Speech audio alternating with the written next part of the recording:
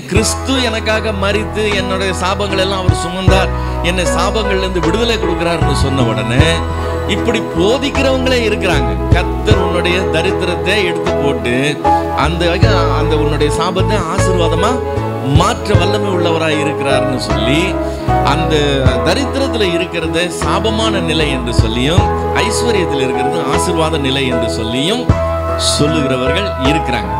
ஆனால் வேதம் அதை அப்படி நமக்கு போதிக்கல.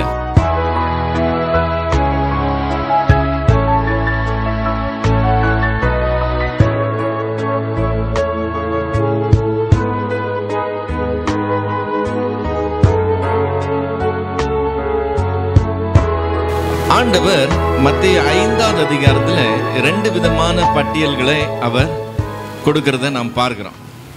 என்ன 2 பட்டியல்? மத்தேயு 5ஆம் அதிகாரம் எதில் ஆரம்பிக்குது? பாக்கியவான்கள் என்கிற பட்டியல் ஆரம்பிக்குது.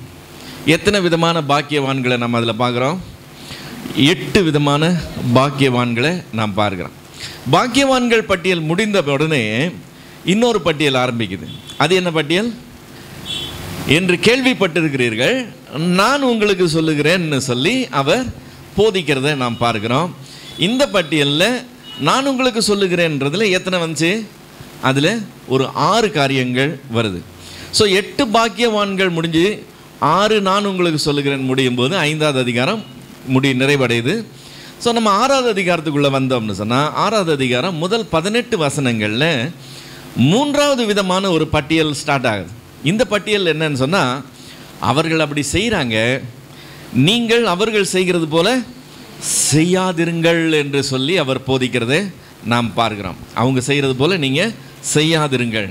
என்ன அந்த 3 காரியங்கள் அவர் சொல்கிறார்? அவங்க செய்கிறது போல் நீங்கள் செய்யாதீங்கன்னு சொல்லி, நம்பர் 1 தர்மம் செய்கிறது, நம்பர் 2 ஜெபம் பண்ணுகிறது, நம்பர் 3 உபவாசம் பண்ணுகிறது. இந்த 3 காரியங்களை குறித்து அவர்கள் செய்கிறது போல் நீங்கள் செய்யாதிருங்கள் என்று சொல்லி நம்முடைய ஆண்டவர் சொல்லுகிறார். நாம் இன்றைக்கு கவனிக்க வேண்டிய விஷயம் என்னன்னு சொன்னால், இந்த 3 காரியங்களுமே நல்ல காரியங்கள். தர்மம் செய்கிறது, ஜெபம் பண்ணுகிறது, உபவாசிக்கிறது நல்ல காரியங்கள். இப்போ இந்த 3 காரியங்களும் நல்ல காரியங்கள், அவசியமான காரியங்கள். நீங்கள் அதை உங்கள் வாழ்நாளெல்லாம் செய்து தான் ஆகணும்னு இயேசு கிறிஸ்து சொல்ல வரல. அதுக்கு பதிலாக ஆக்சுவலாக அவங்க ஏற்கனவே அந்த 3 காரியங்களையும் செய்து கொண்டே இருக்கிறவங்களா இருக்கிறாங்க. அவங்க தர்மம் செய்கிறாங்க, ஜெபம் பண்ணுறாங்க, உபவாசமும் பண்ணுறாங்க. இந்த 3 காரியங்களையும் செய்கிறாங்க. இருந்தாலும் அவங்க கர்த்தருடைய பார்வையில் ஆகாதவர்களாக போகிறாங்க. இப்போ நல்ல காரியம் 3 காரியம், தேவன் விரும்புகிற காரியம், அவர் எதிர்பார்க்கிற காரியம், அந்த 3 காரியத்தையும் செய்கிறாங்க. செய்தும் அவங்க ஆகாதவர்களாக போகிறாங்கன்றதை காண்பிச்சு, அவர்கள் செய்கிறது போல நீங்கள் செய்யாதிருங்கள் என்று சொல்லி கர்த்தர் நமக்கு போதிக்கிறது நம்ம இங்கே பார்க்குறோம். அப்போ இங்கே அவர் என்னதான் ஆக்சுவலாக சொல்ல வராரு? இந்த காரியம், இது நல்ல காரியம். எது?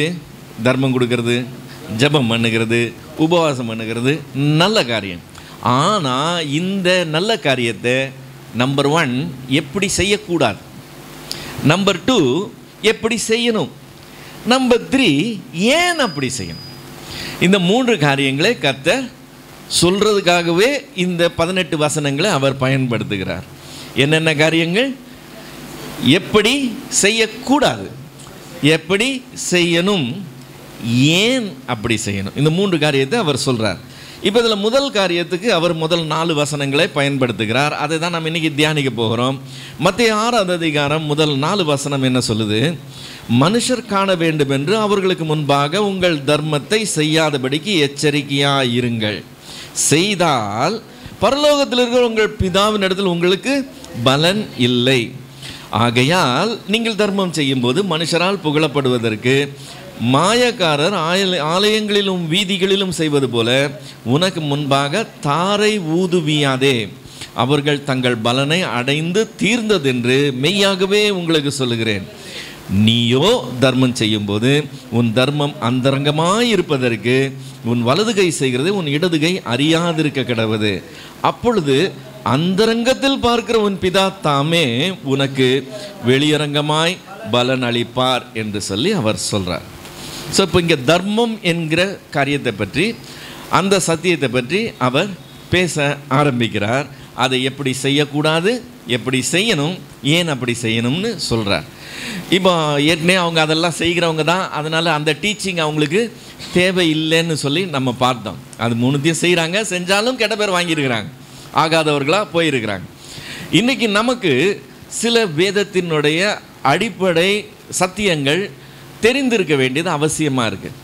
அந்த அடிப்படையான காரியங்களில் நம்ம தெளிவாக இருந்தோம்னு சொன்னாங்க, மேலோட்டமான காரியங்களை எப்படி யார் மாற்றி சொல்லி கொடுத்தாலும் நாம் அவங்க சொல்கிறத எடுத்துக்கொள்ள மாட்டோம். ஏன்னா நமக்கு அந்த ஃபவுண்டேஷன் கரெக்டாக இருக்கும். அந்த அடிப்படை தெரிகிற வரைக்கும் நாம் தவறாக போகிறதுக்கு வாய்ப்பு கம்மி. அதனால் தர்மம்னு சொல்லும்போது வேதம் நமக்கு என்ன சொல்லுதுன்னு சொல்லி அந்த அடிப்படை காரியங்களை நாம் கொஞ்சம் உறுதிப்படுத்திக்கிட்டு நாம் அதில் நிலைத்து நிற்கிறது அவசியமாக இருக்கிறதுனால நாம் வேதம் என்ன சொல்லுதுன்னு பார்க்க போகிறோம். இரக்கமுள்ளவர்கள் பாக்கியவான்கள், அவர்கள் இரக்கம் பெறுவார்கள்னு சொல்லி ஆண்டவர் சொல்லும்போது அந்த காரியத்தை நாம் தியானிக்கும் போது அங்கேயும் நம்ம தர்மத்தை பற்றியும் வேதம் தர்மத்தை பற்றி என்ன சொல்லுது, ஏன் நாம் மற்றவங்களுக்கு இறங்கணும் அப்படின்னு சொல்லி நம்ம பார்த்தோம். இன்றைக்கு நாம் பார்க்க போகிறது மறுபடியும் அதில் உள்ள சில காரியங்கள் இதில் ரிப்பீட் ஆகிற மாதிரி இருக்கும். ரிப்பீட் பண்ணணுமா வேணாமான்னு ரொம்ப டைலமால தான் இருந்தேன். சில காரியங்களை ரிப்பீட் பண்ணுறது நல்லதுன்னு சொல்லிவிட்டு அதை இன்றைக்கி இன்னொரு தடவை நம்ம ஒரு ரிஃப்ரெஷ் பண்ணி கடந்து போகலாம். பொதுவாக கர்த்தருடைய ஆசீர்வாதமே ஐஸ்வர்யத்தை தரும், அதனுடைய அவர் வேதனையை கூட்டார் என்கிற வசனத்தின்படி ஐஸ்வர்யம் என்கிறது தேவனிடத்திலிருந்து வருகிற ஒரு ஆசீர்வாதம் என்று சொல்லி கருதப்படுது. ஆசீர்வாதம், அதாவது ஐஸ்வர்யம் ஆசீர்வாதமாக கருதப்பட்டதுன்னா ஐஸ்வர்யத்துக்கு எதிர்மறையானது என்னது? தரித்திரம். இது ஆசீர்வாதமாக இருந்துச்சுன்னு சொன்னால் தரித்திரம் என்னது? சாபமாக இருக்குதுன்னு சொல்லி சிலர் நினைத்து கொள்ளுகிறாங்க. அதனால் கிறிஸ்து எனக்காக மரித்து என்னுடைய சாபங்கள் எல்லாம் அவர் சுமந்தார், என்னை சாபங்கள்லேருந்து விடுதலை கொடுக்குறாருன்னு சொன்ன உடனே இப்படி போதிக்கிறவங்களே இருக்கிறாங்க. கர்த்தர் உன்னுடைய தரித்திரத்தை எடுத்து போட்டு அந்த உன்னுடைய சாபத்தை ஆசீர்வாதமாக மாற்ற வல்லமை உள்ளவராக இருக்கிறாருன்னு சொல்லி அந்த தரித்திரத்தில் இருக்கிறது சாபமான நிலை என்று சொல்லியும் ஐஸ்வர்யத்தில் இருக்கிறது ஆசீர்வாத நிலை என்று சொல்லியும் சொல்லுகிறவர்கள் இருக்கிறாங்க. ஆனால் வேதம் அதை அப்படி நமக்கு போதிக்கலை. கர்த்தருடைய ஆசீர்வாதமே ஐஸ்வர்யத்தை தரும் என்று சொல்லி வேதம் சொல்லுது, அதில் எந்த மாற்றமும் கிடையாது. ஆனால் வேதம் தெளிவாக சொல்கிறது என்னன்னு சொன்னால், நீதிமொழிகள் 22வது அதிகாரம் 2வது வசனம், நீதிமொழிகள் 22:2, ஐஸ்வர்யமானும் தரித்திரனும் ஒருவரை ஒருவர் சந்திக்கிறார்கள், அவர்கள் அனைவரையும் உண்டாக்கினவர் கர்த்தர். ஐஸ்வர்யவானை ஐஸ்வர்யவானாக உண்டாக்குனது கர்த்தர், தரித்திரனை தரித்திரனாக உண்டாக்குனது கர்த்தர். நாம் சமநிலை பிரமாணத்தின்படி பார்த்தோம்னு சொன்னால் எல்லாருக்கும் சமமாக கொடுத்து எல்லாரும் நல்லா இருக்கணும் அப்படின்னு சொல்லி நாம் விரும்பினோம்னா அந்த சமநிலை பிரமாணத்துக்கு இது நேர் முரணாக இருக்குது. ஏன்னா ஒருத்தன் ரொம்ப வளமையாக இருக்கிறான், ஒருத்தன் ரொம்ப ஏழ்மையில் இருக்கிறத நம்ம பார்க்குறோம்.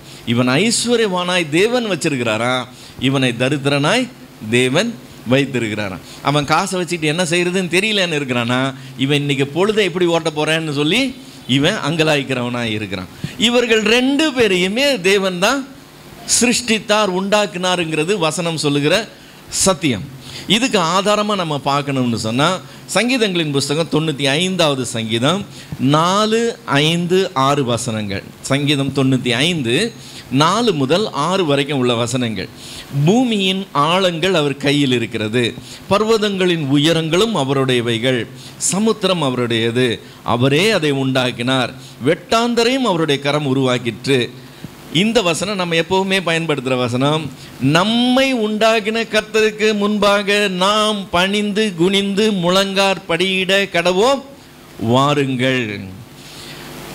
இதுக்கு முன்னாடி சொன்ன வார்த்தையெல்லாம் மனுஷனை உண்டாக்குனதை பற்றி சொல்லலை. அண்டர்ஸ், அதாவது பூமியில் அவருடைய சிருஷ்டிப்பை பற்றி பேசுது. அந்த 6வது வசனம் எதை பற்றி பேசுது? நம்மை உண்டாக்கின கர்த்தருக்கு முன்பாக நாம் பணிந்து குனிந்து முழங்கார் படியிட கடவோம்னு சொல்லி சொல்லுது. இப்போது அதுக்கு முந்தின 2 வசனம் எதை பற்றி பேசுது? பூமியின் ஆழங்கள் அவர் கையில் இருக்கிறது. ஆழங்கள்னு சொல்லும்போது கடல் மட்டத்துக்கு கீழே போகிறதுக்கு பேர் தான் ஆழம். பள்ளம் இல்லை. பள்ளம்னா பெரிய பெரிய பள்ளம்லாம் நாம் பார்த்துருக்கலாம் இல்லை? சூசைட் பாயிண்டில் போய் நின்று பார்த்தோன்னா கீழே தரையே தெரியாத அளவுக்கு பெரிய பாதாளமாய் பள்ளத்தாக்கு இருக்கிறதை பார்க்கிறோம். அது பள்ளம். ஆனால் அதை விட பள்ளம் எது தெரியுமா? கடல் மட்டத்தை விட கீழே போகும்போது இமயமலையை விட ஆழம் உள்ள ஆழங்கள்லாம் உண்டு. அதுதான் ஆழம். அந்த கீழ்கோடியில் இருக்கிற அந்த ஆழத்தை யார் உண்டு பண்ணினாரா? தேவன் தான் உண்டு பண்ணினாரா? பர்வதங்களின் உயரங்களும் அவர் தான், அவருடையவைகள். சமுத்திரம் அவருடையது. சமுத்திரம் எதனால் நிரம்பியிருக்கு? ஃபுல்லாக ஜலத்தினால் நிரம்பியிருக்கு. சமுத்திரத்தில் ஒரு ஸ்கொயர் இன்ச்சு கூட காஞ்ச நிலத்தை நம்மளால் பார்க்க முடியாது. பூரா நீரினால நிரம்பி இருக்கு. வெட்டாந்தரையும் அவருடைய கரம் உருவாக்கிட்டான். வெட்டாந்தரையில் நீரையே பார்க்க முடியல, அங்கே காய்ந்த நிலத்தையே பார்க்க முடியல. இதுவும் அதுவும் டைரெக்டாக ஆப்போசிட்டு. உயரத்தையும் அவர் தான் உண்டு பண்ணினார், ஆழத்தையும் அவர் தான் உண்டு பண்ணினார். ஏராளமாக இருக்கிற நீரையும் அவர் தான் உண்டு பண்ணியிருக்கிறார், நீரே இல்லாத இடத்தையும் அவர் தான் உண்டு பண்ணியிருக்கார். இது அவ்வளோத்தையும் சொல்லிட்டு அடுத்து சொல்கிற வார்த்தை என்னது? நம்மை உண்டாக்கின கர்த்தருக்கு முன்பாக நாம் பணிந்து குனிந்து முழங்கார் படியிட கடவோம் வாருங்கள். தரித்திரனையும் ஐஸ்வர்யமானையும் இருக்கிறவனையும் இல்லாதவனையும் கொளுத்து போனவனையும் காய்ந்து போனவனையும் யார் தான் உண்டாக்குனாமா? தேவன் தான் உண்டாக்குனாரா. நம்முடைய பார்வைக்கு அது அநியாயமாக தெரியலாம், ஆனால் கர்த்தர் அதை அப்படி தான் சிருஷ்டித்திருக்கிறாருன்னு வேதம் சொல்லுது. இப்போ அப்படி சிருஷ்டித்த தேவன் அதை அப்படியே தன்னுடைய சிருஷ்டிப்பை விட்டுட்டு தன்னுடைய வேலையை பார்த்துட்டு போயிருந்தாருன்னு சொன்னால் அது வேற கதை. இப்போ குயவன் இருக்கிறான். குயவன் பாத்திரங்களை பண்டங்களை உருவாக்குகிறான். எல்லா பாத்திரங்களும் ஒரே மாதிரி காரணத்துக்கு பயன்படுத்தலை, எல்லாம் ஒரே சைஸில் எல்லாம் ஒரே மாதிரி இருக்கிறது இல்லை. வேதமே சொல்லுது, சிலத்தை அவன் என்னத்துக்கு யூஸ் பண்ணுறானா? கனமான உபயோகத்துக்கு யூஸ் பண்ணுறானா, சில பொருளை கனம் இல்லாததுக்கு அவன் யூஸ் பண்ணுறான்னு சொல்லியிருக்கு. அப்படி தான் இருக்குது. இப்போ அவன் என்ன செய்கிறான்? எல்லாத்தையும் உண்டு பண்ணி வச்சுட்டு அதுக்கப்புறம் அந்த பாத்திரத்துக்கும் இவனுக்கும் ஏதாவது சம்மந்தம் இருக்கா? ஒரு சம்மந்தம். அவன் தான் உண்டு பண்ணினான், ஆனால் அவனுக்கு இதுக்கும் எந்த சம்மந்தமும் கிடையாது. ஆனால் தேவனுடைய சிருஷ்டிப்புன்னு சொல்லி வரும்போது அவர் நம்மை சிருஷ்டித்துட்டு அப்படியே விட்டுட்டு நம்மளை போகிறது இல்லை. இந்த சிருஷ்டிப்பின் ஊடையே அவரும் சேர்ந்து செயல்படுகிறவராக இருக்கிறார். அதுதான் அதில் நாம் கவனிக்க வேண்டிய விஷயம். அதில் தான் தேவனுடைய ஞானமும் வெளிப்படுது. உயர்ந்தவனையும் இருக்கிறவனையும் தாழ்ந்தவனையும் இல்லாதவனையும் அவர் தான் சிருஷ்டித்தார். பார்க்குறதுக்கு இது அநியாயமாக இருக்குது. இந்த சிருஷ்டிப்பில் அவர் கூட இருந்து செயல்படுகிறார். அதில் முக்கியமான விஷயம் நீதிமொழிகள் 14:21. நீதிமொழிகள் 14:21.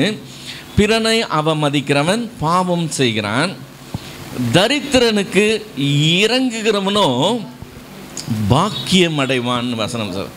ஓகே, அந்த கீழே இருக்கிறான் பார்த்தீங்களா, மேலே இருக்கிறவன் இல்லை, கீழே இருக்கிறவனுக்கு யாராவது இரக்கம் செஞ்சாங்கன்னா அவன் அதுக்கு பாக்கியவானாக இருப்பான்னு, பாக்கியம் அடைவான்னு சொல்லியிருக்கு. 14:31 வசனம், தரித்திரனை ஒடுக்குகிறவன் அவனை உண்டாக்கினவனை நிந்திக்கிறான், தரித்திரனுக்கு தயை செய்கிறவன் அவருக்கு கனம் பண்ணுகிறான். இப்போ இந்த தரித்திரனை அவமானப்படுத்தினா யாரை அவமானப்படுத்துகிறாங்களா? இந்த சிருஷ்டிப்புகள்லாம் வெளியில் இருக்கிறார் பாருங்க. இந்த சிருஷ்டிப்புகள்லாம் வெளியில் இருக்கிற சகலத்தையும் சிருஷ்டித்த அந்த உன்னதமான தேவன் இவனை இன்சல்ட் பண்ணால் அவரை இன்சல்ட் பண்ணதா காரியம் வந்துடுதுன்னு வேதம் சொல்லுது. இவனை நிந்திக்கிற தரித்திரனை ஒடுக்கிறவன் அவனை உண்டாக்கினவரை நிந்திக்கிறான், தரித்திரனுக்கு தயை செய்கிறவன் அவரை கனம் பண்ணுகிறான். நீதிமொழிகள் 17:5. நீதிமொழிகள் 17:5. ஏழையை பரியாசம் பண்ணுகிறவன் அவரை உண்டாக்கினவரை நிந்திக்கிறான் வசனம் சொல்லுது. ஸோ இத்தனை வசனம் சொல்லுது. சிருஷ்டித்துட்டு அவர் தனியாக சிருஷ்டிப்புக்கு அவருக்கு சம்பந்தம் இல்லைன்னு போகலை. இந்த சிருஷ்டிப்பில் கனம் பண்ணினாலும் அவரை கனம் பண்ணினதாகவும் அவமானப்படுத்தினாலும் அவரை நிந்தித்ததாகவும் அவர் கணக்கில் கொண்டு வந்து தன்னை அது கூடவே அவர் பின்னி பிணைச்சி காரியங்களை அவர் கொண்டு போகிறார். அதனால தான் இந்த ஏற்றம் இரக்கம்னு சொல்லி இருக்கும்போது இதுக்கு பின்னாடி தேவன் செயல்படுகிறார் என்கிறதை நாம் சேர்த்து பார்க்கணும். இது வெறும் அநியாயம், இப்படி இருக்கக்கூடாது, ஆண்டவர் கொஞ்சம் ஈக்குவலாக கொடுத்துருந்தா நல்லா இருந்திருக்குமேன்னு சொல்கிறதுக்கு பதிலாக அதுக்கு பின்னாடி தேவன் என்னென்னு செயல்படுகிறாருன்னு நம்ம கவனிக்கணும். இப்போ நம்ம 2 விதமான கொடுக்கறதுன்னு சொல்லி நம்ம ஏற்கனவே பார்த்துருக்கோம். நாம் கொடுக்கறதுன்னு சொல்லும்போது தேவனுக்கு கொடுக்கறதும் இருக்குது, நாம் கொடுக்கறதுன்னு சொல்லும்போது மனுஷருக்கு கொடுக்கறதும் இருக்குது. மனுஷருக்குன்னு கொடுக்கும்போது நாம் இறக்கப்பட்டு கொடுக்குறோம் இல்லையா? அவங்களுக்கு உதவி தேவைப்படுது, நம்மளால் முடிஞ்சதை நாம் இறக்கப்பட்டு செய்கிறோம். தேவனுக்கு கொடுக்கறது ஏன் கொடுக்குறோம்? தேவனுக்கு மரியாதை நிமித்தம் செய்கிறோம் அல்லது தேவனை கனப்படுத்துகிறோம்னு சொல்லி செய்கிறோம். இது நமக்கு தெரியும். ஆனால் இந்த 2மே தேவனை கனப்படுத்துறது தான் வசனம் சொல்லுது. 2மே தேவனை கனப்படுத்துகிறது தான். வாசிக்கலாம். நீதிமொழிகள் 3ஆம் அதிகாரம் 9ஆவது வசனம். நீதிமொழிகள் 3:9. உன் பொருளாலும் உன் எல்லா விளைவின் முதற் பலனாலும் கர்த்தரை. இப்போ நான் என்னுடைய பொருளாலும் என்னுடைய விளைவின் முதற் பலனாலும் நான் காசை கொண்டாந்து ஆண்டவர் பாதத்தில் வைக்கும்போது நான் என்ன செய்கிறேன்னு வசனம் சொல்லுது? நான் கர்த்தரை கனம் பண்ணுகிறேன்னு வசனம் சொல்லுது. அப்போ நான் இந்த காணிக்கை என்கிற காரியத்தை கொடுக்கும்போது நான் என்னை உண்டாக்கினவரை, இதுக்கு எனக்கு பலன் கொடுத்தவரை, இது எனக்கு வாய்க்க செய்த தேவனை நான் என்ன செய்கிறேன்? கனம் பண்ணுறேன். அதே டைமில் நம்ம வாசித்த நீதிமொழிகள் 14:31 என்ன சொல்லுது? தரித்திரனுக்கு தயை செய்கிறவனோ அவரை கனம் பண்ணுகிறான் வசனம் சொல்லுது. தரித்திரனுக்கு தயை செய்கிறவனுக்கு கர்த்தர் அதை அவர் தனக்கு கனம் பண்ணினதா அவர் எடுத்துக்கிறார். அப்போ நான் காணிக்க கொடுத்தாலும் கர்த்தருக்கு கனம் பண்ணுறேன், நான் தரித்திரனுக்கு கொடுத்தாலும் கர்த்தரை கனம் பண்ணுகிறதாய் காரியம் வருதுன்னு வேதம் சொல்லுது. இப்போ இந்த 2 காரியம் இருக்குது. ஒன்று காணிக்க கொடுக்கறது, ஒன்று தரித்திரனுக்கு கொடுக்கறது. இப்போ இந்த 2 காரியத்தில் நம்ம வேதத்தின் எல்லா காரியங்களையும் பார்த்து நாம் எதை எப்படி செய்யணும்னு சொல்லி நமக்கு போதனைகளை பெற்றுக்கொண்டு நாம் எடுத்து செய்யும்போது இந்த குறிப்பிட்ட இந்த காலகட்டத்தில் ஒரு குழப்பம் நிலவுது. ஒரு ரொம்ப ஃபேமஸான வசனம். இப்போ நம்ம எல்லாரும் காணிக்க கொடுக்குறோம். காணிக்க கொடுக்கும்போது நம்ம எப்படி காணிக்க கொடுக்குறோம்? 10 ரூபா போடுறேன் பாருன்னு சொல்லி எல்லாருக்கும் காமிக்கிற மாதிரி கொடுக்குறோமா? 50 ரூபா போடுறேன் பாருன்னு சொல்லி காமிக்கிற மாதிரி கொடுக்குறோமா? அதை எப்படி கொடுக்குறோம்? அதை நல்லா மடித்து அதை கசக்கி பிழிஞ்சு அதை யாருக்குமே தெரியாத அளவில் காணிக்க பையில் கையை உள்ளே விட்டு டபக்குன்னு போட்டு, ஏன்னா யாருக்கும் தெரியக்கூடாது இல்லை? காணிக்க கொடுக்கும்போது அப்படி தான் கொடுக்கணும்னு நமக்கு சின்ன வயசுலேருந்தே சொல்லி கொடுத்துருக்குறாங்க. எதை வச்சு சொல்லி கொடுத்தாங்கன்னு சொல்ல முடியுமா? ஏன் அப்படி பாக்கெட்டில் கை விட்டு யாருக்குமே தெரியாமல் மறைச்சி அப்படியே ரகசியமாக அதை செய்யணும்னு சொல்லி கொடுத்தாங்க? ஏன்? எந்த வசனத்தின் அடிப்படையில்?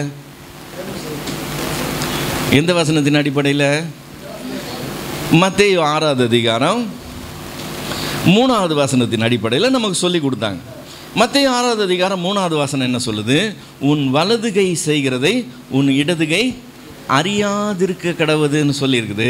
அதனால் நாங்கள் காணிக்கை கொடுக்கும்போது அதை வலது கை செய்கிறது இடது கை கூட தெரியாத அளவுக்கு நாங்கள் செய்கிறோம்னு சொல்லி செய்கிறோம். இப்போ ஆக்சுவலாக மத்தேயு 6ஆவது அதிகாரம் 3ஆவது வசனம் எதை பற்றி பேசுது? தர்மம் செய்கிறத பற்றி பேசுது, காணிக்கை கொடுக்கறத பற்றி பேசலை. சரிங்களா? இது ஒன்று. இன்னொரு வசனம், அவனவன் விசனமாயும் அல்ல கட்டாயமாயும் அல்ல தன் மனதில் நியமித்திருக்கபடியே கொடுக்க கடவன், உற்சாகமாய் கொடுக்கிறவனிடத்தில் தேவன் பிரியமாய் இருக்கிறார். காணிக்கை பெட்டிகளில் இந்த வசனம் பொறிக்கப்பட்டிருக்கிறத நீங்கள் பார்க்க முடியும். உற்சாகமாய் கொடுக்கிறவனிடத்தில் தேவன் பிரியமாக இருக்கிறார். காணிக்க கவர் இருக்குது பார்த்தீங்களா? அந்த கவரில் அது பிரிண்ட் ஆகிருக்கும். உற்சாகமாய் கொடுக்குற இடத்துல தேவன் பிரியமாக இருக்கிறார். இப்போது இந்த வசனம் 2 கொரிந்தியர் 9ஆவது அதிகாரம் 7ஆவது வசனம் இது. அவனவன் விசனமாயும் அல்ல கட்டாயமாயும் அல்ல தன் மனதில் நியமித்திருக்கபடியே கொடுக்க கடவன், உற்சாகமாய் கொடுக்கிறவனிடத்தில் தேவன் பிரியமாய் இருக்கிறார். இது 2 கொரிந்தியர் 9ஆவது அதிகாரம் 7ஆவது வசனம். ஆனால் முதல் வசனம் என்னென்ன ஆரம்பிக்குது? பரிசுத்தவான்களுக்கு செய்ய வேண்டிய தர்ம சகாயத்தை குறித்து நான் அதிகமாக உங்களுக்கு எழுத வேண்டியது இல்லைன்னு சொல்லி ஆரம்பிக்குது. அப்போ அந்த 7ஆவது வசனம் காணிக்கையை பற்றி பேசுதா, தர்ம சகாயத்தை பற்றி பேசுதா? ஓகே, இது நம்பர் 2. மறுபடியும் தர்மத்தை பற்றி சொல்லுகிற வசனம் எதுக்கு பயன்படுத்தப்படுது? காணிக்கைக்கு பயன்படுத்தப்படுது. இன்னொரு வசனம் நம்பர் 3, லூக்கா எழுதின சுவிசேஷம் 6வது அதிகாரம் 38வது வசனம். லூக்கா 6:38, கொடுங்கள் அப்பொழுது உங்களுக்கு கொடுக்கப்படும், அமுக்கி குலுக்கி சரிந்து விழும்படி நன்றாய் அளந்து உங்கள் மடியில் போடுவார்கள், நீங்கள் எந்த அளவினால் அளக்கிறீர்களோ அந்த அளவினால் உங்களுக்கும் அளக்கப்படும். லெஃப்ட் ரைட் நம்ம இந்த வசனத்தை நம்ம கேள்விப்பட்டிருப்போம். கர்த்தருக்கு நீ எந்த அளவு அளக்குறியோ அந்த அளவு தான் சொல்லி, இல்லை அதிகம் விதைச்சுன்னா அதிகம் அறுக்க போகிறேன்னு சொல்லி இதை வச்சு பேஸ் பண்ணி தான் ஒரு பெரிய டீச்சிங்கே கிளம்புறதை நம்ம பார்க்குறோம். ஆனால் இதுக்கு முந்தின வசனம் 36, 37, அதுக்கப்புறம் தான் 38, 36, 37 வாசித்துட்டு 38க்கு வந்தீங்கன்னா இது யாருக்கு கொடுக்கறத பற்றி இருக்குது? நம்ம போல இருக்கிற சக மனுஷனுக்கு நம்ம செய்கிற உதவியை பற்றி பேசுத ஒழிய கர்த்தருக்கு கொடுக்கறத பற்றி பேசலை. இப்போ இந்த 3 எக்ஸாம்பிள் நான் சொன்னது தர்மம் செய்கிறதை பற்றி வேதம் போதிக்கிறதை எல்லாம் சுலபமாக எடுத்து எதுக்கு போதிக்கிறாங்க? காணிக்க கொடுக்கறத பற்றி போதிக்கிறாங்க. வேதத்தில் ரெண்டுமே இருக்குது பிரதர் சிஸ்டர், ரெண்டுமே கர்த்தரை கனம் பண்ணுகிற காரியம்தான். ஆனால் ஒன்று இருட்டடிப்பு செய்யப்பட்டு இதனுடைய காரியங்கள்லாம் ஒரு பக்கம் திருப்பப்படும் போது இதில் ஏதோ உள்நோக்கம் செயல்படுகிறதா தோன்றுது, இல்லையா? இருக்கிறது இருக்கிற மேனிக்கு தானே சொல்லணும். அதை விட்டுட்டு இதையெல்லாம் திருப்பி திருப்பி அந்த பக்கமாக கொண்டு போகும்போது சம்திங் ராங்குன்னு தோணுது. ஏதோ உள்நோக்கத்தோடு தெரியாமல் செயல்படுகிறது வேறு. இப்போ எப்படி ப்ராப்ளம்னு சொன்னால், இன்றைக்கி ஊழியம் செய்கிறவங்க அவங்கள கர்த்தருக்குள்ளே நடத்தினவங்கள ஃபாலோ பண்ணுவாங்க. அவங்கள கர்த்தருக்குள்ளே நடத்தினவங்க என்னெல்லாம் சொன்னாங்களோ அதையெல்லாம் இவங்க கண்ணை மூடிக்கிட்டு எடுத்துக்குவாங்க. அவர் எதை ஃபாலோ பண்ணுறாருன்னு கேட்டிங்கன்னா, அவரை கர்த்தருக்குள்ளே நடத்தினார் பாருங்க, அவர்கிட்ட இருந்து அவர் டீச்சிங்கை வாங்கியிருப்பார், அதை ஃபாலோ பண்ணுவார். இந்த இது கிளிப்பிள்ளை இருக்குது தெரியுமா, அது சொன்னதை அப்படியே சொல்லுமா, ஏறக்குறைய அதே கதையாக வேதம் என்ன சொல்லுதுன்னு கூட செக் பண்ணாமல் நமக்கு பாரம்பரியமாக என்ன சொல்லப்படுதோ அதுதான் சத்தியம் என்று சொல்லி அப்படியே எடுத்துக்கிட்டு அதை சொல்கிறவங்களா மாறிடுறாங்க. இன்றைக்கி இருக்கிற காரியம் நான் சொன்ன இந்த 3 வசனமும் கண்டிப்பாக காணிக்கைக்காக தான் சபைகளில் இங்கேன்னு இல்லை எங்கே போனாலும் பார்க்க முடியும். எப்படி அது அப்படி மாறியே போச்சு, மைண்ட் செட்டே எப்படி அப்படி மாறி போச்சுன்னு சொன்னால் அது ஆச்சரியமான விஷயம். இப்போ நான் மைண்ட் செட் மாறி போச்சுன்றதுக்கு ஒரு ப்ரூஃப் கொடுக்குறேன். ஆண்டவர்கிட்ட ஒரு வாலிபன் வரான். அந்த வாலிபன், நான் ஆண்டவரே நான் நித்திய ஜீவனுக்கு போகிறதுக்கு என்ன செய்யணும்னு கேட்குறான். ஆண்டவர் சொல்கிறார், நீ போயிட்டு உனக்கு நியாயப்பிரமாணத்தை இருக்குது இதன்படி செய்ப்பான்னு சொல்கிறார். அவன் சொல்கிறான், இதெல்லாம் நான் சின்ன வயசுலேருந்து செஞ்சுருக்கிறேன் ஆண்டவரே அப்படின்னு சொல்கிறான். அவர் அவன்கிட்ட குற்றம் கண்டுபிடிக்கலை, அப்படிலாம் யாராலையும் செய்ய முடியாது, போய் இன்னும் ஒழுங்காக செய்யணும்லாம் சொல்லலை. அவன் செய்தேன்னு சொல்கிறான், அதை அவர் ஏற்றுக்கொள்கிறார். ஏற்றுக்கொண்டு அவனிடத்தில் அன்பு கூர்ந்து, நீ பூரண சர்க்குணரனாக இருக்க விரும்பினா நீ என்ன செய், உனக்கு உண்டானது எல்லாம் விற்று தரித்திரருக்கு கொடு, பின்பு என்னை பின்பற்றிவான்னு சொல்லி சொல்கிறார். இது ரொம்ப ஆச்சரியமான விஷயம். இவன் அவனுக்கு உள்ளதெல்லாம் விற்று தரித்திரனுக்கு கொடுத்துட்டா இவன் என்ன ஆயிடுவான்? இவன் தரித்திரன் ஆயிடுவான். எல்லாத்தையும் விற்று தரித்திரனுக்கு கொடுத்த அப்புறம் நீ என்னை பின்பற்றிவான்னு சொல்கிறாரு.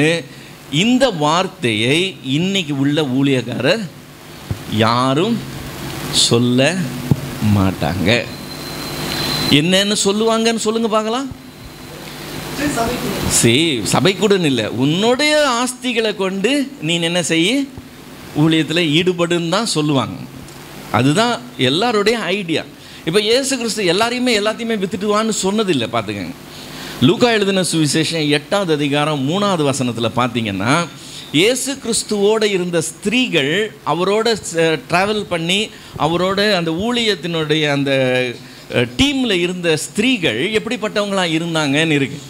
லூக்கா 8வது அதிகாரம் 3வது வசனத்தில் பார்த்தீங்கன்னு சொன்னால், அவரோடு இருந்த ஸ்திரீகளை பற்றி சொல்லும்போது, தங்கள் ஆஸ்திகளால் அவருக்கு ஊழியம் செய்த ஸ்திரீகள் இருந்தாங்கன்னு வசனம் சொல்லும். இப்போ அந்த ஸ்திரீகளெல்லாம் பார்த்து உனக்கு உண்டானதெல்லாம் விற்று தரித்திரனுக்கு கொடுத்துட்டு என் பின்னாடி வானாண்டவர் சொல்லலை. இப்போ ஆஸ்திகளால் அவருடைய ஊழியத்தை அவங்க தாங்குகிறவர்களாக இருந்தாங்க, அதை அவர் அனுமதித்தார். ஸோ நாமும் கூட இன்றைக்கி ஒருத்தருக்கு ஊழியத்தில் வராங்க, அல்லது ஆவலோட ஊழியங்களில் பங்கு பெறுகிறாங்கன்னா அவர்களுடைய ஆஸ்தியை கொண்டு அவங்க ஊழியத்தில் பங்கு பெறுகிறதை நாம் உற்சாகப்படுத்துறதுல தப்பு இருக்காது. ஆனால் நான் என்ன காண்பிக்கிறேன்னு சொன்னால், இதை ஏற்றுக்கொண்ட ஆண்டவர் இன்னும் ஒருவனை பார்த்து உனக்கு உண்டானதை விற்று தரித்திரருக்கு கொடுத்துரு, அப்பொழுது பரலோகத்தில் உனக்கு பொக்கிஷம் உண்டாயிருக்கும், பின்பு நீ என்னை பின்பற்றிவான்னு சொல்லி சொன்னார். இதை யாரும் சொல்கிறதில்லை.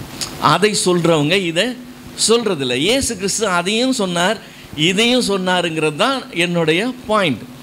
இந்த மனநிலை இருக்குல்ல, இதுதான் அந்த வித்தியாசமான மனநிலை என்று சொல்லுகிறேன். தர்மம் செய்கிறது என்கிற அந்த காரியத்தை இருட்டடிப்பு செய்து அதற்குண்டான வசனங்களை எல்லாம் இதுக்கு திருப்பும்போது தான் ப்ராப்ளம் ஸ்டார்ட் ஆகுது. இப்போ இந்த தர்மம் செய்கிறதுங்கிறது ஏதோ லேசான காரியம்னு சொல்லி நினைத்து கொள்ளக்கூடாது. தேவன் பரலோகத்தில் இருக்கிறார்ல, நாம் எல்லாம் பூமியில் இருக்கிறோம். நாம் பூமியில் செய்கிற சில காரியங்கள் தேவ சமூகத்தை போய் எட்டுகிற காரியமாக இருக்குதுன்னு சொல்லி வசனம் சொல்லுது.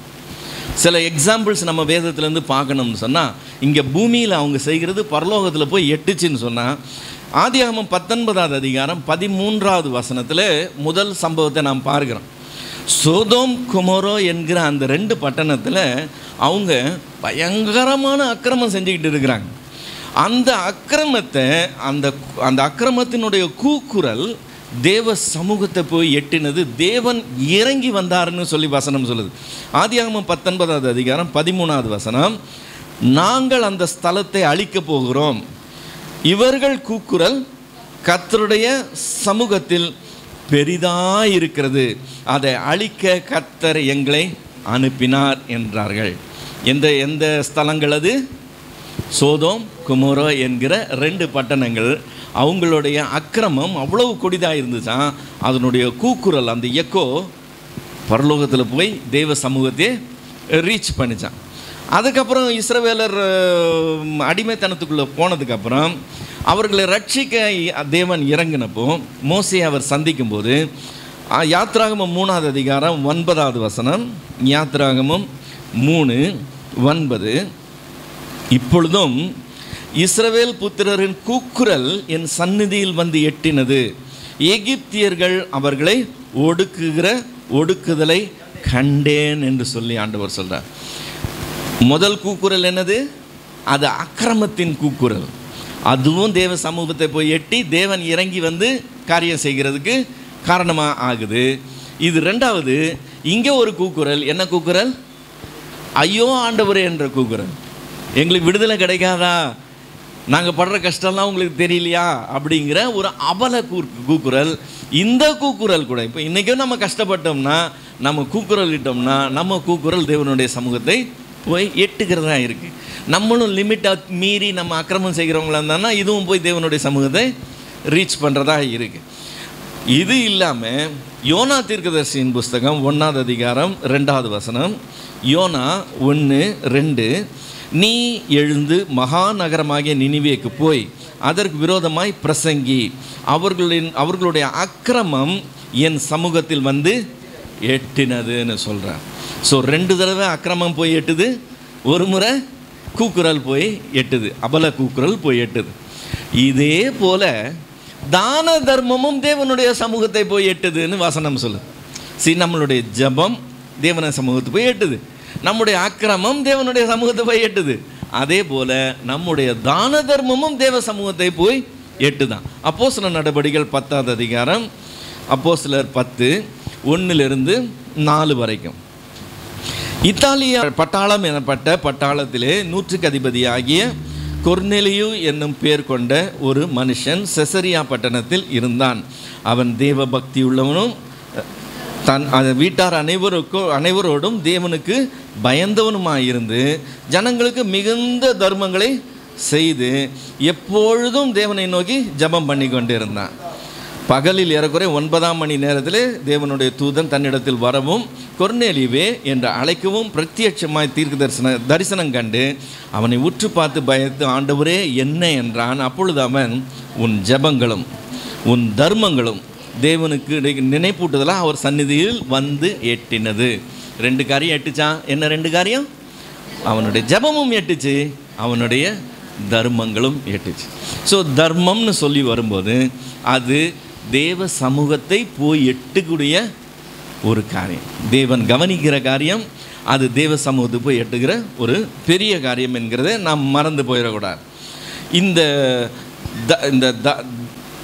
ஏழையை அவர் தான் உண்டு பண்ணியிருக்கிறார், அவனுக்கு கொடுக்குறவனை அவர் கனம் பண்ணுகிறார்னு சொல்லியிருக்கு, அவனை உதவி செய்கிறவன் அவரை உண்டாக்கினவரை கனம் பண்ணுறான்னு சொல்லியிருக்கு. எல்லாம் சரிதான். இது எல்லாத்தையும் அவர் நியாயத்தில் கொண்டு வந்து நிறுத்துவார்னு அவர் சொல்கிறார். நியாய தீர்ப்பு நாளை பற்றி அவர் சொல்லும்போது மத்தேயு எழுதின சுவிசேஷம் 25வது அதிகாரத்தில் நியாயாதிபதி நியாயஸ்தானத்தில் உட்கார்ந்துருக்கிறார். பூமியில் உள்ள மனுஷங்க எல்லாம் அவர் முன்னாடி வந்து நிற்கிறாங்க. தூதர்கள் என்ன பண்ணுறாங்க, செம்மறி ஆடுகளையும் வெள்ளாடுகளையும் பிரிக்கிறது மாதிரி 2 சாராராக பிரிக்கிறாங்க. ஒரு பக்கம் நீதிமான்கள் நிற்கிறாங்க, மற்ற பக்கம் துன்மார்க்கர் நிற்கிறாங்க. இப்போ இந்த நீதிமான்களை பார்த்து ஆண்டவர் கர்த்தரால் ஆசீர்வதிக்கப்பட்டவர்களேன்னு சொல்கிறார். உலக தோற்றம் முதல் உங்களுக்காக உண்டாக்கின தேவனுடைய ராஜ்யத்துக்குள்ளே பிரவேசிங்கன்னு சொல்கிறார். ஆனால் இடது பக்கத்தில் நிற்கிறவங்கள பார்த்து, இந்த வெள்ளாடுகளை பார்த்து அவர் என்ன சொல்கிறாரு, சபிக்கப்பட்டவர்களே, பிசாசுக்காக அவனுடைய தூதர்களுக்காகவும் ஆயத்தம் பண்ணப்பட்ட நித்திய ஆக்கினைக்குள்ளே போங்கன்னு சொல்கிறார்.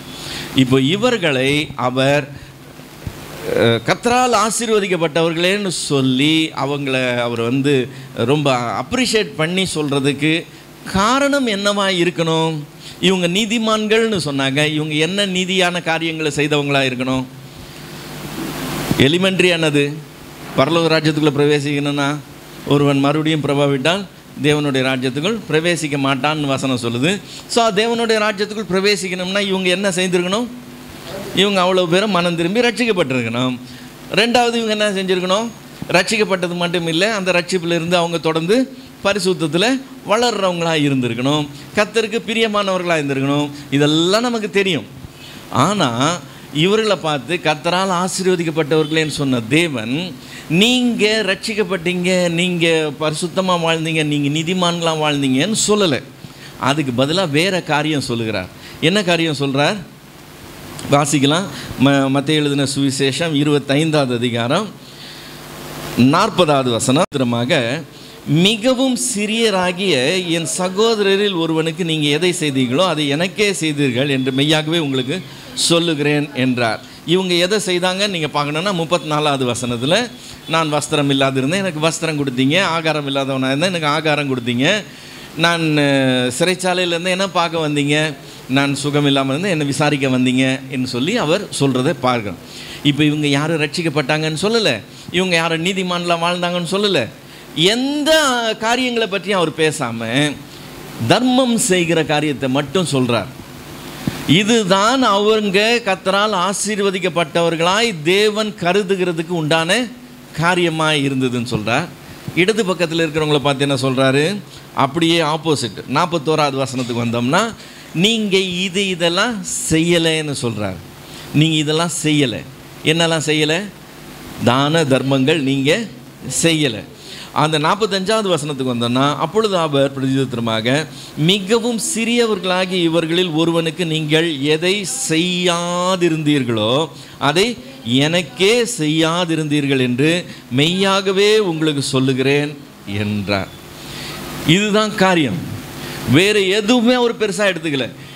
அவங்க தர்மம் செஞ்சாங்களா அதனால் பரலோகத்துக்குள்ளே போகிறாங்களா? இவங்க தர்மம் செய்யலையா அதனால் பரலோகத்துக்குள்ளே போகலையா?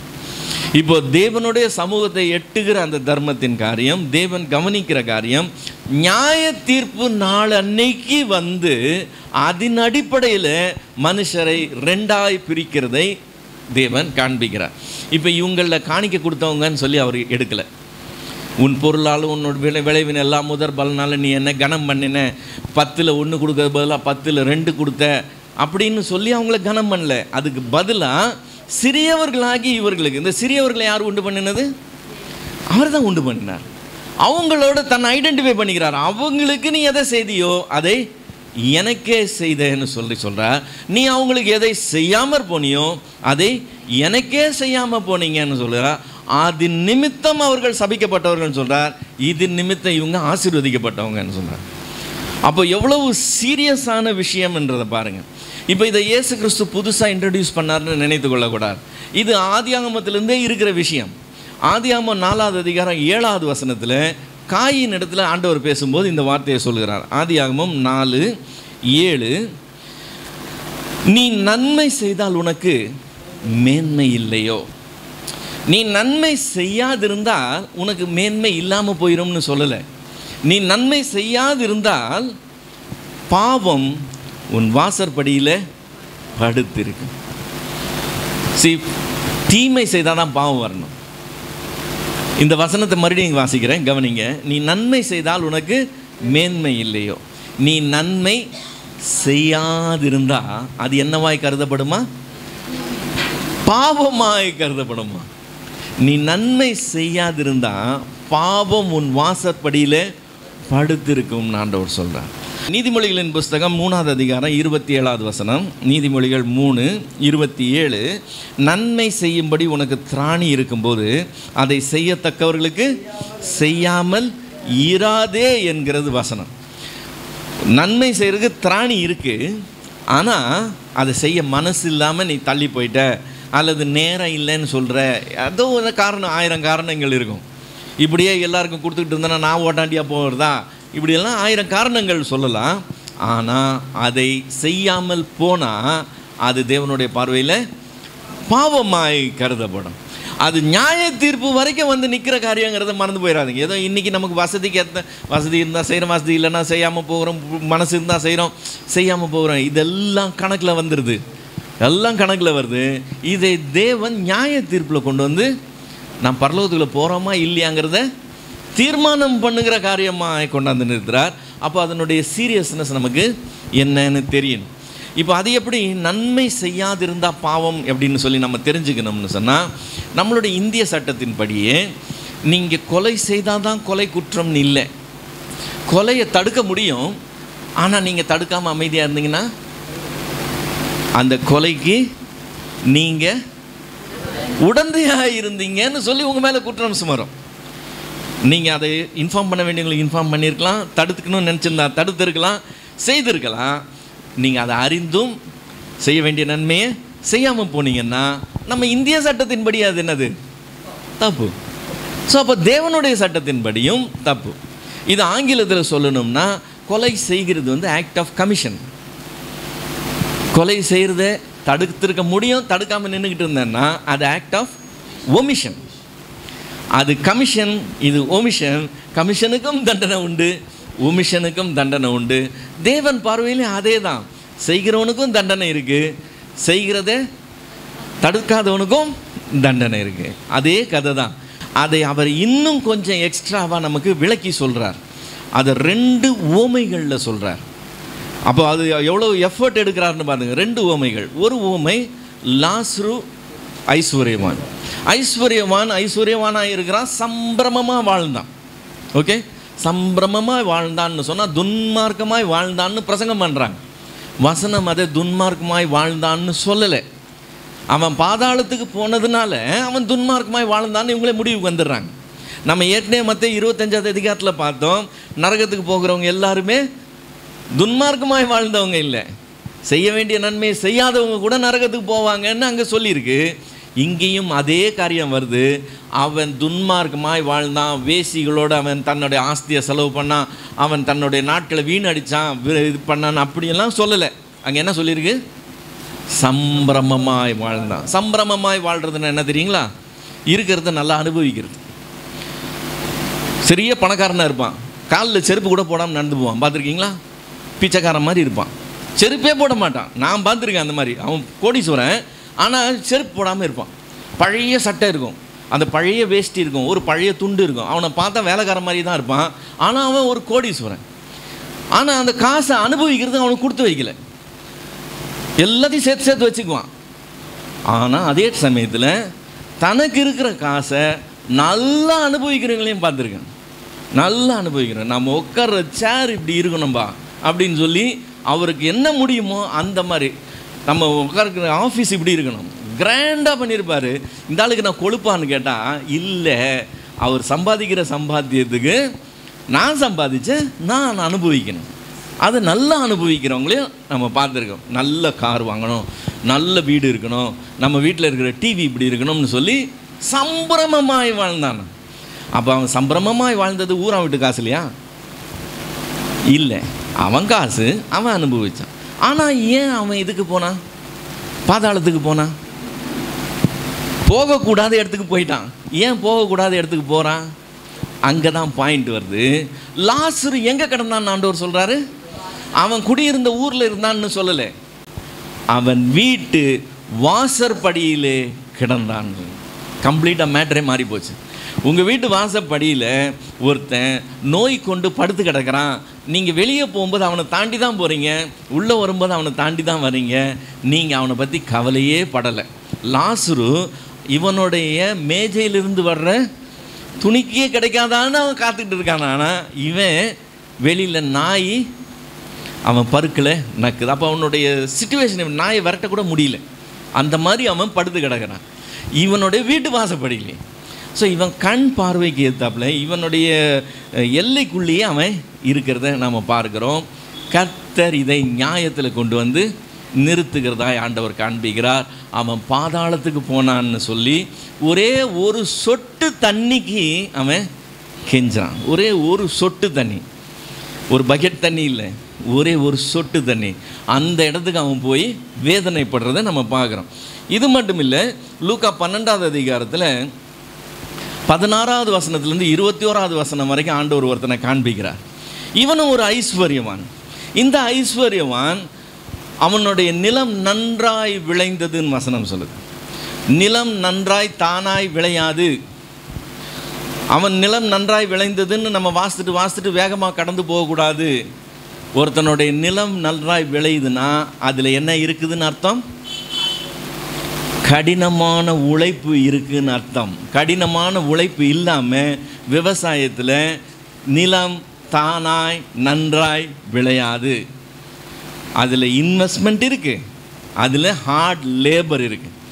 அந்த முதலீடும் பண்ணி அந்த கடின உழைப்பும் போட்டு இயற்கையெல்லாம் சாதகமாக இருந்து எந்த பிரச்சனையும் இல்லாமல் இருந்து அறுத்து தீர்க்கிற வரைக்கும் ப்ராப்ளம் இல்லாமல் இருந்தால் தான் என்ன கிடைக்கும்? லாபம் கிடைக்கும். அதுதான் விவசாயம். அறுக்கிற அன்னைக்கு மழை பெஞ்சதுன்னா எல்லாம் முடிஞ்சு போச்சு, எல்லாம் முடிஞ்சு போச்சு. ஆனால் ஒன்றுமே நடக்காமல் அவ்வளவும் லாபமாக வர்றதுங்கிறது பெரிய காரியம். அவன் அதை சாதிக்கிறான். அவனுடைய விளம் நன்றாய் விளையுது. யார் காசு இது?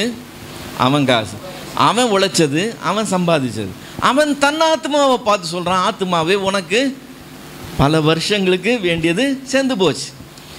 என்ன பண்ணலாம்? நம்ம அம்பாரத்தை பெருசாக கட்டி ஸ்டாக் பண்ணி நம்மளுடைய காசை நம்ம ரிலாக்ஸ் பண்ணி அனுபவிக்கலாம்னு சொல்கிறான். ஏதாவது தப்பு இருக்கான்னு மட்டும் சொல்லுங்கள். இவன் ஊரான் சொட்டு திருடினானா, யார் பாக்கெட்டில் கை வச்சானா, யார் பொழப்பிலையாவது மண்ணை போட்டானா, யாருக்காக கூலி கொடுக்க வேண்டியது ஏமாற்றிட்டானா, ஏதாவது தப்பு பண்ணான்னு பாருங்கள், ஒரு தப்பும் கிடையாது. அவன் செய்ததெல்லாம் கரெக்ட்.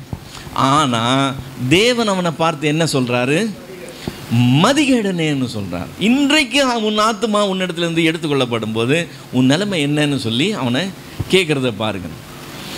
எப்படி அவனை பார்த்து ஆண்டவர் மதிகேடனேன்னு சொன்னாருன்னு சொன்னால், அதில் தொடர்ந்து ஆண்டவர் சொல்லும்போது சொல்கிறாரு, தேவனிடத்தில் ஐஸ்வர்யமானா இல்லாமல் தனக்காகவே ஐஸ்வர்யமானா இருக்கிறவன் இப்படி இருக்கிறான்னு சொல்லி காண்பிக்கிறான். ஸோ 2 உவமை. ஒரு உவமை என்னது? ஐஸ்வர்யவான் லாசரு. அந்த ஐஸ்வர்யவான் செய்ய வேண்டிய நன்மை செய்யலை.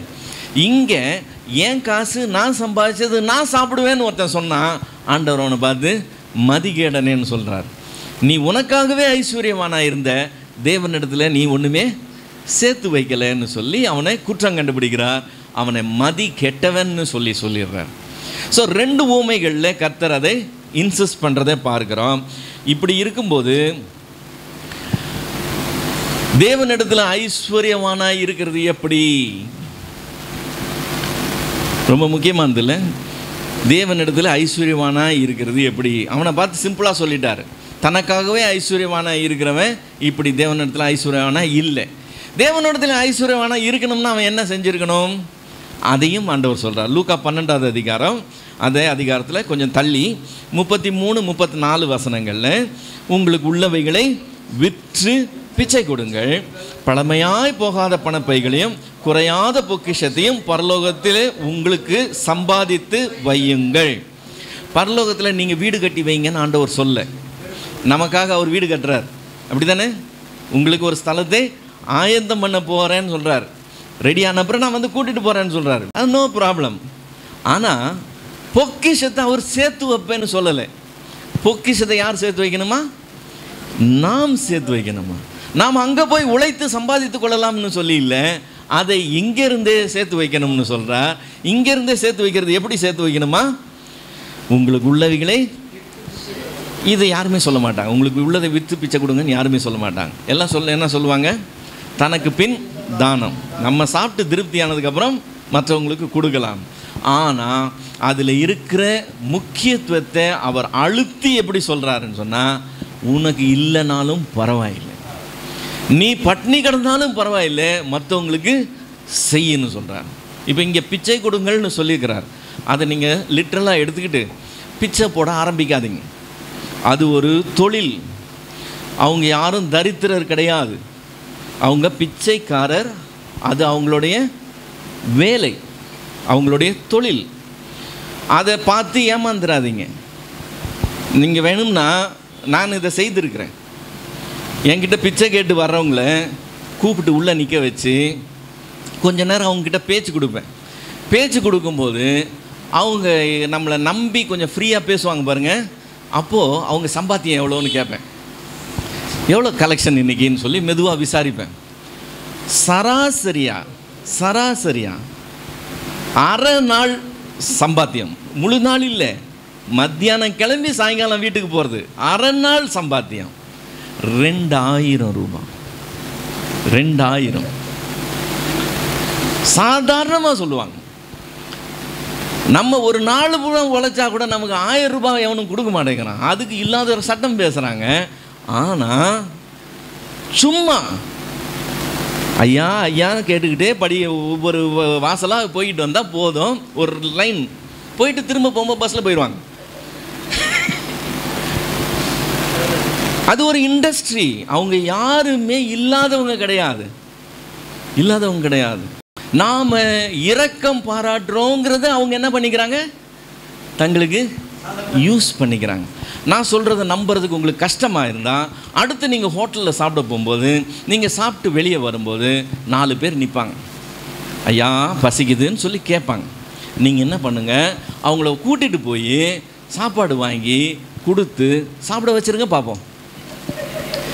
கேரண்டியாக சொல்கிறேன், சாப்பிடவே மாட்டாங்க. ஏன்னா அவங்க சாப்பிட்டு திருப்தியாக இருக்கிறாங்க. சும்மா சொன்னாங்க உங்ககிட்ட ஐயா பசிக்குதுன்னு, நீங்கள் நம்பிட்டீங்க, அவ்வளோதான்.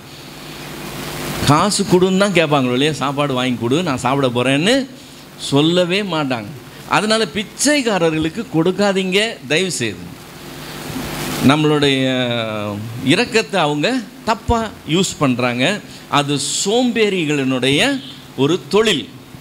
அது நீங்கள் என்கரேஜ் பண்ணக்கூடாது. ஆனால் நம்ம மத்தியில் இல்லாதவர்கள் இருந்து கொண்டே இருப்பாங்க. யார் சிருஷ்டித்திருக்கிறாரு? தேவன் அப்படி சிருஷ்டித்திருக்கிறார். இல்லாதவங்க இருப்பாங்க. சகோதரர் 4 பேர் இருக்காங்கன்னு வச்சுக்கோங்களேன், 4 பேரும் ஒரே லெவலில் இருப்பாங்க. அதில் ஒருத்தர் கஷ்டப்படுறவங்க இருப்பாங்க. தேவன் என்ன கணக்கு பண்ணுறாரு? உனக்கு கொடுத்துருக்குறேன், அவனுக்கு கொடுக்கல. நான் உனக்கு கொடுத்துருக்கிறேன், நீ என்ன செய்கிற, என்ன ஒரு கணக்கு பண்ணுவார். உனக்கு உள்ளதை விற்று பிச்சை கொடுன்னு சொல்லும்போது அவர் எவ்வளவு அதை இன்சிஸ்ட் பண்ணுறாருன்னு கவனிங்க. எவ்வளோ இன்சிஸ்ட் பண்ணுறாருன்னு கவனிங்க. இந்த பிச்சைக்காரன் வந்து கையேந்தி நிற்கிறான்ல, அது மாதிரி இந்த இல்லாதவங்க வந்து கேட்க மாட்டாங்க. சாப்பாடு இல்லைன்னா சாப்பிடாமல் இருப்பாங்க. பண்டிகைக்கு ட்ரெஸ் எடுக்கலைன்னா ட்ரெஸ் எடுக்காமல் இருப்பாங்க. குவைட்டாக இருப்பாங்க. தன்மானத்தை விட்டு கேட்க அவங்களுக்கு மனசு வராது. ஆனால் நாம் அவங்கள கவனித்து பார்த்தோம்னா தெரிஞ்சிடும். அவங்க கஷ்டப்படுறாங்க, அவங்களுக்கு ஹாஸ்பிட்டலுக்கு போக காசு இல்லை, அதனால் ஏதோ சமாளிச்சுக்கிட்டு அவங்க வீட்டில் இருக்கிறாங்க. இதெல்லாம் நமக்கு கவனித்து பார்த்தா தெரியும். நாம் கவனிக்கிறது இல்லை, அங்கே தான் ப்ராப்ளம். நம்ம வந்து நம்மளுடைய உலகத்திலே நம்மளுடைய வேகத்திலே நம்ம செயல்பட்டு நம்ம பிரச்சனையை நமக்கு உலகமாக இருந்து நான் என்னுடைய வேலை என்னுடைய காரியம் நம்ம ஓடிக்கிட்டு திரிகிறதுனால நாம் கவனிக்க மாட்டேங்கிறோம். கொஞ்சம் நேரம் எடுத்து கவனித்தோம்னா உடனே தெரிஞ்சிடும் இன்னன்னாருடைய பிரச்சனை இதுன்னு சொல்லி.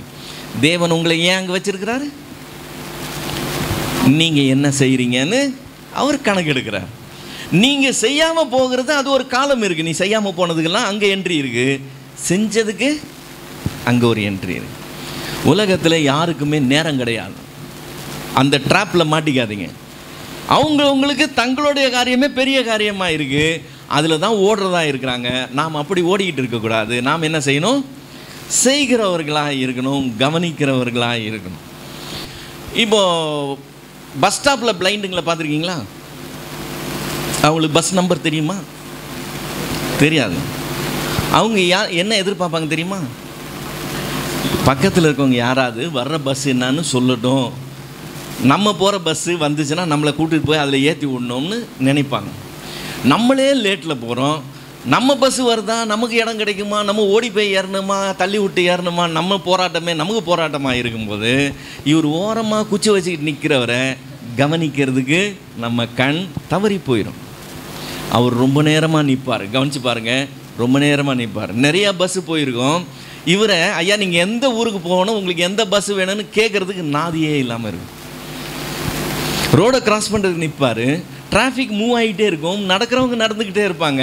நீங்கள் எங்கே போகணும்னு சொல்லி கேட்டு அவரை கிராஸ் பண்ணி அந்த இடத்துக்கு கொண்டு போய் விடுறதுக்கு ஆள் கிடையாது. நான் நிறைய இடத்துல நான் பார்த்துருக்குறேன். இல்லாதவர்களே தேவன் நம்ம மத்தியில் வச்சிருக்கிறார். நம்ம வேலையை விட்டுட்டு நம்ம அவங்களுக்கு செய்யணும்னு எதிர்பார்க்குறார். நம்முடைய தேவைகளை நிறுத்திட்டு நாம் அவங்களுக்கு செய்யணும்னு எதிர்பார்க்குறார். உனக்கு உள்ளதை நீ விற்று பிச்சை கொடுன்னு சொல்கிறார். நீ அப்படி செஞ்சனா பரலோகத்தில் என்ன ஆகுமா? பரலோகத்தில் அந்த பொக்கிஷம் எப்படிப்பட்ட பொக்கிஷமா? சரி, பேங்க்கில் பணம் போடுறோம், பணத்தை எடுக்கிறோம், பணம் குறையுதா கூடுதா? நம்ம வித்ட்ரா பண்ணோம்னா நம்மளுடைய அக்கௌண்ட்டில் அது குறையும். ஆனால் பரலோகத்தில் அது குறையாத பொக்கிஷமா. நீங்கள் குறையாத பொக்கிஷத்தை உலகத்தில் பார்க்கவே முடியாது. பரலோகத்தில் பொக்கிஷம் சேர்த்திங்கன்னா அது குறையாத பொக்கிஷமா. அங்கே திருடர் கண்ணமிட்டு திருடுகிறது இல்லை, அங்கே பூச்சி அதை கெடுக்கிறது இல்லை, எந்த டிஸ்டர்பன்ஸ் கிடையாது. அந்த பணப்பை பழமையாய் போகாத பணப்பை. மணி பர்ஸ் யூஸ் பண்ணுறோம்ல, எத்தனை வருஷம் யூஸ் பண்ணுவீங்க? கொஞ்சம் நம்ம பாக்கெட்டில் வச்சு எடுக்கும்போது அது என்ன, அது தேஞ்சு ஓட்டை விழுந்து போகுது, தூக்கி போட்டு வேற வச்சுக்கிறோம். ஆனால் பரலோகத்தில் இருக்கிற பணப்பை என்ன ஆகுதான்? பழமையாகவே போகாதான், அது ஃப்ரெஷ்ஷாக இருக்குமா. அதுக்குள்ளே இருக்கிற பணம் குறையவே குறையாதான். நம்மளுக்கு டைம் இருந்தால், முடிஞ்சால், பலம் இருந்தால், அதெல்லாம் இல்லை, டைமே இருக்காது நமக்கு. நம்ம பொழப்பே பெரிய கஷ்டம்தான். ஆனால் அது மத்தியில் நாம் என்ன செய்கிறோம்னு கர்த்தர் கணக்கு வச்சிருக்கிறார். மறந்து போகாதீங்க, இந்த தர்மம் பண்ணுகிறது கர்த்தர் அவ்வளவு சீரியஸாக பார்க்கிறார். இப்போ இந்த காரியத்தில் நம்ம மத்தேயு 19ஆவது அதிகாரத்தில் ஏற்கனவே வாஸ்தவம் இல்லை, அந்த ஐஸ்வர்யவானுக்கு அவர் சொன்னது, உனக்கு உண்டானங்களை விற்று தரித்திரருக்கு கொடு, அப்பொழுது பரலோகத்தில் உனக்கு பொக்கிஷம் உண்டாயிருக்கும், பின்பு என்னை பின்பற்றி வா என்றார். ஸோ பரலோகத்தில் பொக்கிஷம் எப்பொழுது உண்டாயிருக்கும்? நம்ம தரித்திரருக்கு கொடுக்கும்போது அங்கே உண்டாயிருக்கு. இதை சரியாக புரிஞ்சுக்கணும்னு சொன்னால், இங்கே நம்மளுடைய ரூபாய் நம்ம செலவு பண்ணுறோம்ல, நீங்கள் இங்கே பெரிய பணக்காரராக இருக்கலாம், இந்த ரூபாயை கட்டுக்கட்டாக எடுத்துக்கிட்டு அமெரிக்காவில் போய் நீங்கள் செலவு பண்ண முடியாது. அமெரிக்காவில் இந்த பணம் செல்லாது. அமெரிக்காவில் எந்த பணம் செல்லும்? அவங்க ஒரு டாலர் தான் செல்லும். ஒருவேளை நீங்கள் வெளிநாடு போயிட்டீங்க, அங்கே டாலரில் சம்பாதிச்சிங்க, பெரிய பணக்காரராக இருக்கிறீங்க, டாலர்லாம் நோட்டெலாம் கட்டுக்கட்டாக கொண்டு வந்து இந்தியாவில் செலவு பண்ண முடியுமா? இங்கே அது செல்லாது. இங்கே உள்ள காசு அங்கே செல்லாது, அங்கே உள்ள காசு இங்கே செல்லாது. அதே போல் பூலோகத்தில் இருக்கிற பொக்கிஷம் பரலோகத்தில் செல்லாது. இங்கே இருக்கிற பொக்கிஷத்தை நீங்கள் அங்கே கொண்டு போகணும்னா, இங்கே இருக்கிற பணத்தை நாம் அமெரிக்காவுக்கு கொண்டு போகணும்னா நாம் என்ன செய்யணும்? அந்நிய செலாவணியில் போய் அதை அவங்க டாலராக மாற்றணும். அதே போல் பரலோகத்துக்கு நான் என்னுடைய பொக்கிஷத்தை கொண்டு போகணும்னா, நான் அதை தரித்திரருக்கு கொடுக்கும்போது அதை ஆண்டவர் கன்வெர்ட் பண்ணி அங்கே உள்ள பொக்கிஷமாய் மாற்றுகிறார். இதுதான் எனக்கு நான் பரலோகத்தில் சேர்த்து கொள்ளுகிற பொக்கிஷம். நான் அங்கே போகும்போது இந்த பொக்கிஷம் எனக்கு அங்கே இருக்கணும்னு சொன்னால், தனக்காகவே இங்கே ஐஸ்வர்யவானாக இராமல் தேவனிடத்தில் ஐஸ்வர்யவானாக இருக்கணும்னா, நான் என்னுடையது நாங்கன்னு சொல்லி இருக்காமல், நான் அதை தாண்டி மற்றவங்களுக்கு என்ன செய்கிறதுக்காக என்ன வச்சுக்கிறாருன்னு நான் கவனித்து ஜீவிக்கிறவனாக இருக்கணும். இப்போ இது ஏற்கனவே எல்லோரும் செய்கிறாங்கன்னு சொல்லி நான் முதல்லையே சொன்னேன். இப்போ ஆண்டவர் ஏன் இந்த பிரசங்கம் பண்ணுற? இதை நீ செய்யணும்னு சொல்லி கொடுக்கறதுக்காக சொல்ல, எப்படி செய்யக்கூடாது, எப்படி செய்யக்கூடாது. நம்பர் 1 எப்படி செய்யக்கூடாதா? மத்தேயு எழுதின சுவிசேஷம் 6வது அதிகாரம் 1வது 2வது வசனம். எப்படி செய்யக்கூடாது? மனுஷர் காண வேண்டும் என்று அவர்களுக்கு முன்பாக உன் தர்மத்தை செய்யாதபடிக்கு எச்சரிக்கையாயிருங்கள். 2வது வசனம், ஆகையால் நீ தர்மம் செய்யும்போது மனுஷரால் புகழப்படுவதற்கு மாயக்காரர் ஆலயங்களிலும் வீதிகளிலும் செய்வது போல உனக்கு முன்பாக பப்பரபரன்னு தாரை ஊதுவியாதேன்னு சொல்கிறார். எப்படி செய்யக்கூடாது? மனுஷர் பார்க்கணும்னு பப்ளிசிட்டிக்காக செய்யக்கூடாது. நாங்கள் அப்படியெல்லாம் செய்கிறதில்லை. நாங்கள் என்ன செய்வோம்னு சொன்னால், எங்கள் செல்ஃபோனை ஆன் பண்ணி நாங்கள் தரித்திரருக்கு கொடுக்கறது என்ன பண்ணுவோம்? வீடியோ எடுப்போம். வீடியோ எடுத்து அடுத்து என்ன செய்வோம்? சமூக வலைதளங்களில் அதை பதிவிடுவோம். நாங்களே எல்லாருக்கும் பப்ளிசிட்டி பண்ணுவோம். இதை தான் என்ன பண்ணக்கூடாதுன்றாரு, செய்ய. ஏன் இதை செய்கிறாங்க? தான தர்மம் செய்கிறதா வர்ற வீடியோ எவ்வளோ இருக்குது சோஷியல் மீடியாவில், இல்லை? எதை திருப்பினாலும் ஏகப்பட்டது வருது. இல்லை, அப்படியே தாடியோட ஒருத்தர் உட்காந்துருக்கிறாரு, இவங்க போய் அவனை ஷேவ் பண்ணி அவனை குளிப்பாட்டி அவனுக்கு தலைமுடியை மாறி விட்டு அவனை ஒரு துணி கடை கூட்டிகிட்டு போய் துணிமணி வாங்கி கொடுத்து அவனை மனுஷனாக மாற்றி, இல்லை எவ்வளோ கூடவே ஒரு கேமராமேனோட தான் போகிறான். எங்கே போனாலும் என்ன செஞ்சாலும். ஏன் அதை செய்கிறான்? கேமராமேன் இல்லாமல் செஞ்சுருந்தா இன்றைக்கி நம்ம அதை பற்றி பேச மாட்டோம், இல்லையா? இப்போ நம்மளை அது சேரணும்னா இவர் அதை வீடியோ எடுத்து அது சமூக வலைதளத்தில் போட்டு நாம் உட்காந்து பார்த்து, பற்றியா இன்னும் நல்ல மனுஷன் இதெல்லாம் செய்கிறான்னு நம்ம அவனை பற்றி பேசிக்கொள்ளுகிறதுக்கு அது அங்கே வருது. இப்போ நீங்களும் நானும் அதை செய்யக்கூடாதுன்னு ஆண்டவர் சொன்னார். அவங்க ஏன் செஞ்சாங்களா? அந்த வசனம் ஸ்டார்டிங் என்ன சொல்லுது? மனுஷர் காண வேண்டும் என்று அவங்க முன்னாலே இதை செய்கிறாங்க. நான் செய்கிறத 4 பேர் பார்க்கணும், 4 பேர் பார்க்க வைக்கணும். அப்படி வச்சு தான் அதை செய்யணும். நான் என்னுடைய புகழை பரப்பணும், என்னுடைய பேரை பரப்பணும். நான் செஞ்சேன்னு எல்லாருக்கும் தெரியணும், நான் செய்யக்கூடியவன்னு தெரியணும், நான் எவ்வளவு நல்லவன்னு பறைசாட்டணும். இதுக்காக தான் செய்கிறாங்க. செஞ்ச காரியம் நல்ல காரியமா? நல்ல காரியம். செஞ்ச விதம் தவறு. ஆண்டவரை பொறுத்த வரைக்கும் தவறு. அது உலகத்தை பொறுத்த வரைக்கும் கரெக்டாக இருக்கலாம். தங்களுடைய சம்பாத்தியத்தில் ஏழை பிள்ளைங்களை படிக்க வைக்கிறதும் சரி, அரசாங்க பள்ளிகளுக்கு செய்கிறதும் சரி, மேற்படிப்புக்கு செய்கிறதும் சரி, நிறையா காரியங்களை செய்கிறவங்களும் இருக்கிறாங்க. இப்போ இன்னார் இதை செய்கிறாங்கன்னு சொல்லி எப்படி வெளியே வந்துச்சு? வீடியோ வரலனாலும் அரசல் பொருசலாக அந்த வார்த்தை வெளியே வருது, இன்னார் இதை செய்கிறாங்க அப்படின்னு சொல்லிட்டு. ஆனால் ஆண்டவர் சொல்கிறாரு, நீ செய், உன் வலது கை செய்கிறத உன் இடது கை கூட அறியாது இருக்கிற அளவுக்கு நீ அதை செய்யணும். கணவன் செய்கிறது மனைவிக்கே தெரியாத அளவுக்கு கூட அதை சீக்கிரட்டாக செய்யணுமா? ஏன் அப்படி சீக்கிரட்டாக செய்யணுமா? ஏன் அப்படி சீக்கிரட்டாக செய்யணுமா? இப்போது பப்ளிக்காக செய்கிறது எதனால் செய்கிறாங்க? ஜனங்க தங்களை ஏற்றுக்கொள்ளணும், ஜனங்க மத்தியில் தங்களுக்கு வரவேற்பு கிடைக்கணும், ஜனங்க மத்தியில் நாங்களுக்கு நற்பேர் கிடைக்கணும், நமக்கு புகழ் உண்டாகணும், நாம் பிரபலமாகணும். இந்த ஒரு 4 காரியங்களுக்காக செய்கிறாங்க. பிரபலம் ஆகுறாங்க, புகழ் கிடைக்குது, தர்ம பிரபுன்னு பேர் வாங்குறாங்க. ஆண்டவர் சொல்கிறாரு, உன் பலனை நீ அடைந்து finished. இதோ சீக்கிரமாய் வருகிறேன், அவனவனுடைய கிரியைகளின்படி அவனவனுக்கு நான் அளிக்கும் பலன் என்னோட வருதுன்னு சொன்னார் பாருங்க. அந்த பலன் எப்படி இருக்குமா? அங்கே அந்த பை பழமையாய் போகாது, அந்த பொக்கிஷம் குறையாத பொக்கிஷம், அதை யாரும் திருட முடியாது, அது கெட்டு போகவே போகாது. அப்படிப்பட்ட பலன் அவரோட வருதான். அதை எவ்வளோ நாள் அனுபவிக்க போகிறோம்? நித்திய காலமாய் அனுபவிக்க போகிறோம். இந்த பேர், புகழ், வரவேற்பு, இந்த வளர்ச்சி இதெல்லாம் எவ்வளோ நாளைக்கு இருக்க போகுது? அற்ப காலம் இருக்க போகுது. நான் இன்னைக்கு பப்ளிக்காக செய்யணும்னு சொல்லி இறங்கி நான் இதை செஞ்சேன்னு சொன்னால் பலனை அடைந்து தீர்ந்தது. ஆனால் தேவனால் பலன் வரணும்னாங்க நான் என்ன செய்யணும்? இப்படி செய்யக்கூடாது. எப்படி செய்யணும்? வலது கை கொடுக்கறது இடது கை அறியாது இருக்கிற அளவுக்கு அதை சீக்கிரட்டாக செய்யணும். இன்னொரு ஆளுக்கு தெரியணுங்கிற அவசியமே கிடையாது. தெரியக்கூடாதுன்னே செய்யணும். தெரியக்கூடாதுன்னே செய்யணும். யாருக்கும் தெரிய வேண்டிய அவசியமே கிடையாது. ஏன் அப்படி செய்ய சொல்கிறாரு? அந்தரங்கத்தில் பார்க்கிற உன் பிதா உனக்கு வெளியரங்கமாய் பலன் அளிப்பார். ஏழைக்கு இறங்குகிறவன் கர்த்தருக்கு கடன் கொடுக்கிறான். அவன் கொடுத்ததை அவர் அவனுக்கு திரும்ப கொடுப்பார். இங்கே கொடுப்பாரா அங்கே கொடுப்பாரா? ரெண்டு இடத்துலையும் கொடுப்பார். அவர் பலன் கொடுக்கறது அதுதான். இங்கேயும் கொடுக்குறார், அங்கேயும் கொடுக்குறார். இப்போ நமக்கு கர்த்தரால பலன் வரணுமா, இந்த இல்லாமல் போகிற இந்த மனுஷனால் பலன் வரணும்? நம்மளுடைய காரியம் அது மாரி தான் இருக்கணும். இப்போ ஆண்டவர் ஒரு நாள் வரப்போகிறாரு பார்த்துக்கங்க. அவர் முன்னாடி நிற்க போகிற ஜனங்க, நம்ம அங்கே 3 பேர்னு 3 வகை 2 வகைன்னு பார்த்தோம். ஆக்சுவலாக நம்ம இதுபடி பார்த்தோன்னா 3 வகை.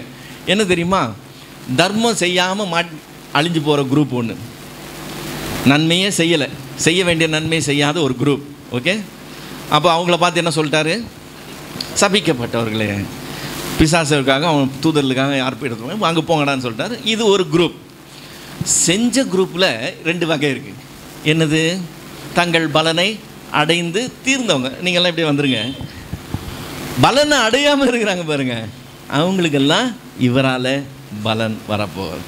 இவர் எங்கே பார்க்கிற தேவன்? அந்தரங்கத்தில் பார்க்கிற தேவன். மனுஷன் வெளியரங்கத்தை பார்க்கிற மனுஷன், வெளியரங்கமாய் நடக்கிற காரியங்களின்படி மதிக்கிற மனுஷன். தர்மம் செஞ்சேன்னு தான் அவனுக்கு தெரியும். அந்தரங்கத்தில் பார்க்கிற தேவனுக்கு என்னன்னு தெரியும்? அந்த தர்மத்தை நான் ஏன் செய்தேன்னு தெரியும். நான் அவன் நன்மைக்காக செய்யலாம், அதனால் எனக்கு லாபத்துக்காக செய்யலாம், என் பெருமைக்காக செய்யலாம், நான் எவ்வளோ பெரியவன் காமிச்சிக்கிறதுக்காக செய்யலாம், நிறைய காரியங்களுக்காக செய்யலாம். ஆனால் அவர் அந்தரங்கத்தில் பார்க்கிற பிதா, அவர் என்ன செய்கிறார்? எனக்கு வெளியரங்கமாய் பலன் தருகிற தேவனாய் இருக்கிறார். ஸோ நீயோ தர்மம் செய்யும்போது அவர்கள் செய்கிறது போல செய்யாதேன்னு ஆண்டவர் சொல்கிறார். இப்போ இந்த 3 குரூப்பில் நம்ம எந்த குரூப்பில் இருக்கலான்னு பிளான் பண்ணுறீங்க? அவரால் பலன் பெறுகிற, வாருங்கள் கர்த்தரால் ஆசீர்வதிக்கப்பட்டவர்களே சொல்லி அவர் சொல்லக்கூடிய அந்த குரூப்பில் நீங்களும் நானும் இருக்கணும். கண்ணில் மூடி ஆண்டவர் நோக்கி பார்க்கலாம்.